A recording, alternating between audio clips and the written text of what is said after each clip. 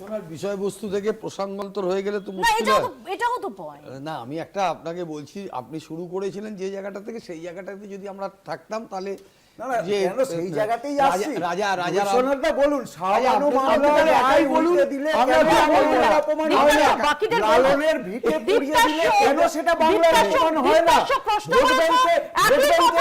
Vote ব্যাংকের কথা ভেবে জিজ্ঞাসা করে চিন্তা করে তার অভিঘাত বেশি হয় না। এবার তোমায় শুনতে হবে, তুমি আচ্ছা, বলেছো বাট আপনি- শুনতে আপনার হবে। যদি গোটা রাজনীতি Please, আর গোটা বক্তব্যটাই এটা না, না, হয় বলুন, বৈশাখ, যে বলুন। স্পেসিফিক আপনি কাউকে মিন করে কোন সম্প্রদায়কে আঘাত করে কথা বলতে চাইলে সেটা আপনার রুচিতে আমি তো আপনি mean করিনি। বলুন। বলতে দাও। আপনাকে বলতে- দীপ্তাকে বলতে দাও। একটা specific আমি- সম্প্রদায় আমি- আমরা আমরা- দীপ্তাকে বলতে দাও। আমি এটা বারবার করে বলছি যে বিজেপি একটি প্রতিক্রিয়াশীল, বাঙালি বিরোধী, নারী বিদ্বেষী একটি দল, যারা চিরকাল বাংলাকে, বাঙালিদেরকে হেয় করার জন্য আপ্রাণ চেষ্টা করে গেছে।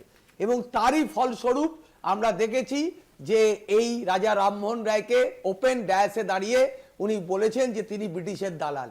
আমি ওনাকে স্পেসিফিক্যালি বলছি যে এত প্রসঙ্গ বলতে দাও, আগে বলতে দাও, আগে তাহলে বলতে আমি দাও, 10 সেকেন্ড আগে বলতে দাও, তারপর আগে বলতে দাও। এত যে আনইন্টারাপ্টেড বলতে দাও, তারপর তোমাকে এত যেমন যে uninterrupted প্রসঙ্গ বলতে এলো, দেওয়া রূপ হয়েছে। কানোয়ার থেকে এত প্রসঙ্গ এলো, আপনি বলতে পারবেন যে নিশ্চিতভাবে যে আপনাদের দল কোনো জায়গায় মেয়েদের স্বাধীনতা নিয়ে আপনারা কোনো আন্দোলন করেছেন? আপনাদের কোনো ইতিহাস আছে?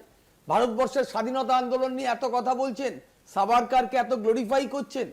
সাভারকার তো ব্রিটিশদের দালালি করেছিল, ও মুছে লেখা দিয়েছিল, এটা তো সবাই জানে।